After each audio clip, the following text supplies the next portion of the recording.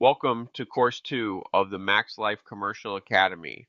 I'm Ryan Solberg, real estate broker with MaxLife Realty LLC. We specialize in commercial real estate across Central Florida and beyond. In this course, we are going to cover the metrics and formulas that every serious CRE investor needs to know cold. Cap rate, NOI, cash on cash, DSCR, LTV, IRR, equity multiple. These are the numbers that show up in every offering memorandum, every loan conversation, and every investment decision. By the end of this course, you will be able to calculate each one, know what it is really telling you, and spot when a broker has massaged the numbers. Let's get into it. Cap rate is the lingua franca of commercial real estate. Every broker, lender, and investor speaks in cap rates, so you need to be fluent. The formula is simple. Take the property's net operating income, we will define that in the next slide, and divide it by the purchase price. Multiply by 100, and you have the cap rate as a percentage. If a property generates $100,000 of NOI per year and you are paying $2 million for it, the cap rate is 5%. Now here is the critical nuance. Cap rate is an all-cash metric. It completely ignores how you are financing the deal. That makes it the cleanest tool for comparing properties on an apples-to-apples basis. A 5% cap NNN leased to a national pharmacy chain and a 9% cap leased to a local restaurant, those are not equally good deals at different prices. The cap rate is telling you something about risk. The market has priced that pharmacy at a lower yield because it is considered safer. The restaurant commands a higher yield because the risk of tenant failure is higher. Always ask yourself, why is the cap rate where it is? That question will save you from a lot of bad deals. And remember, cap rate moves inversely to value. If the market decides that cap rates for a particular asset type should rise from 5 to 6%, that $2 million property just dropped in value to roughly $1.67 million, even though the income did not change at all. Net operating income is the number that drives everything in CRE. Every valuation, every loan sizing, every cap rate calculation starts here. So you need to know exactly what goes into it and, just as importantly, what does not. Starting from the top, you take gross scheduled rent, which is every unit or space leased at its stated rent, assuming 100% occupancy. Add any other income the property generates. Parking, vending, antenna leases, whatever. Now subtract your vacancy and credit loss allowance. Even a fully leased property should carry a small vacancy factor in your underwriting because leases end and tenants sometimes don't pay. That gives you effective gross income. Then subtract your actual operating expenses, property taxes, insurance, property management fees, maintenance and repairs, utilities, the landlord covers, and administrative costs. What is left is your NOI. Here is where investors get burned. They look at a broker's OM and see the NOI presented favorably. Maybe the management fee is omitted because the seller self-manages. Maybe the vacancy factor is 0. Maybe capital expenditure items are being called operating expenses to inflate deductions in one period. Your job is to reconstruct the NOI from the actual leases and actual expense history. Get the trailing 12 months of bank statements if you can. The NOI in the OM is a starting point for your analysis, not an endpoint. Once you understand NOI and cap rate, you need 3 more return metrics, and you need to know what each one actually tells you because they answer fundamentally different questions. Cash on cash return is the simplest and the most immediately relevant to most investors. You take your annual pre-tax cash flow, that is NOI minus your annual debt service, and divide it by the total equity you invested, meaning your down payment, plus closing costs plus any upfront capital. If you put $500,000 into a deal and it produces $50,000 of annual cash flow, your cash on cash return is 10%. That is your annual yield on the dollars you actually deployed. IRR, or internal rate of return, is more sophisticated. It looks at every cash flow across the entire hold period, annual cash flows plus the sale proceeds at the end, and calculates a single annualized rate of return that accounts for the time value of money. An IRR of 15% is not the same as a 15% return sitting in a savings account, but they are directly comparable. IRR is the right tool when you are comparing two deals with different hold periods or different cash flow profiles. Equity multiple is the simplest way to communicate total profit.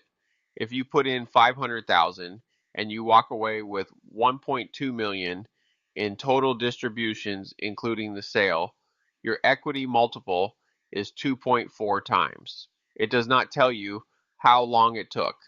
A 2x return in 3 years is very different from a 2x return in 10 years.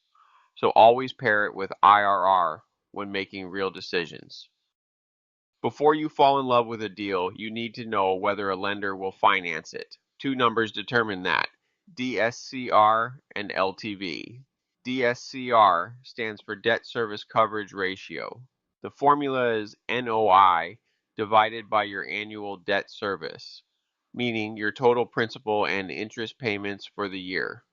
Most commercial lenders want to see a DSCR of at least 1.25. That means for every dollar of loan payment, the property generates $1.25 of net income. The cushion is there to protect the lender if the property has a soft quarter or a tenant pays late. If your DSCR comes in at 1.1, many lenders will either decline or require a larger down payment to reduce the loan amount and bring the ratio up. LTV, loan to value, is the second screen.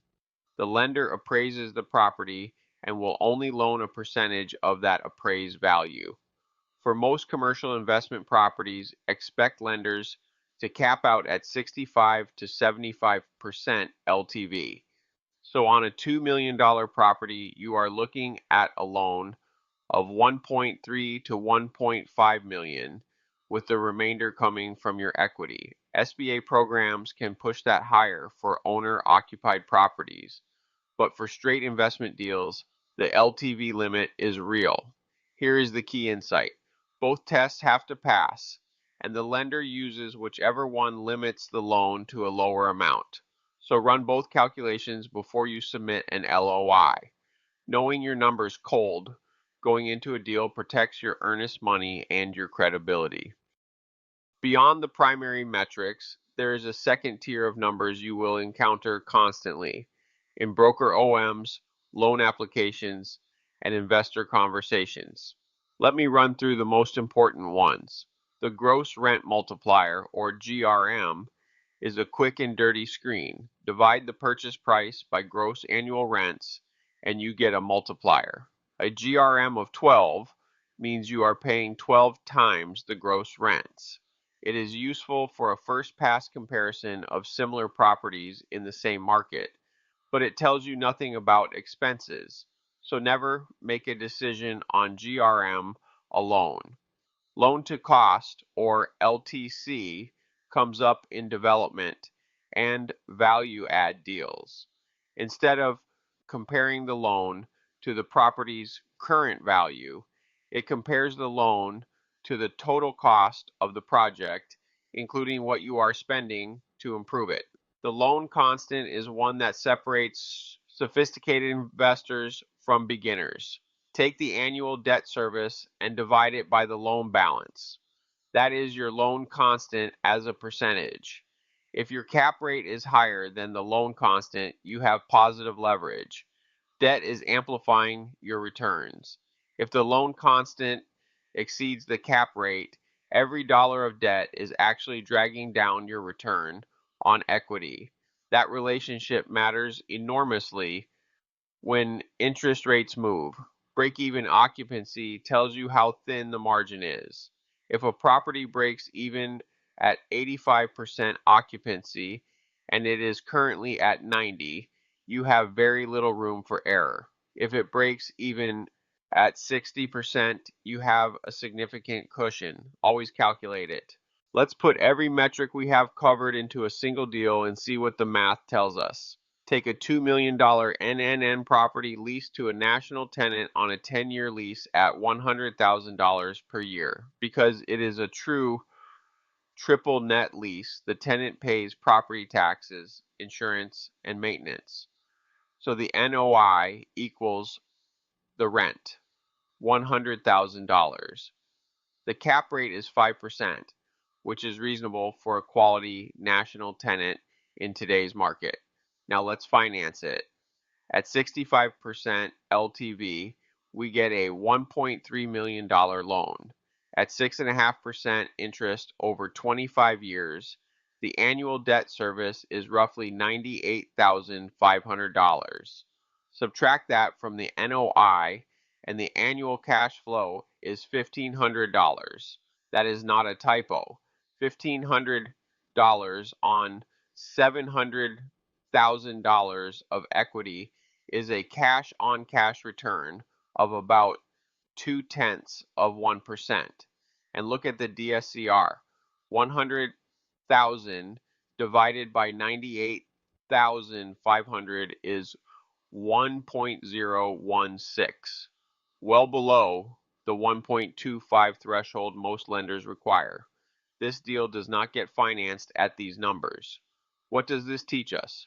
When you are buying at a 5% cap rate and borrowing at 6.5%, the loan constant exceeds the cap rate.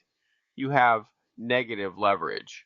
Every dollar of debt you add actually hurts your return on equity. This is not a bad property or a bad tenant. It is a math problem. You would need to bring more equity, negotiate a lower price, find cheaper debt, or wait for cap rates to expand. The metrics told you the truth before you wired any money. That is why we learned them.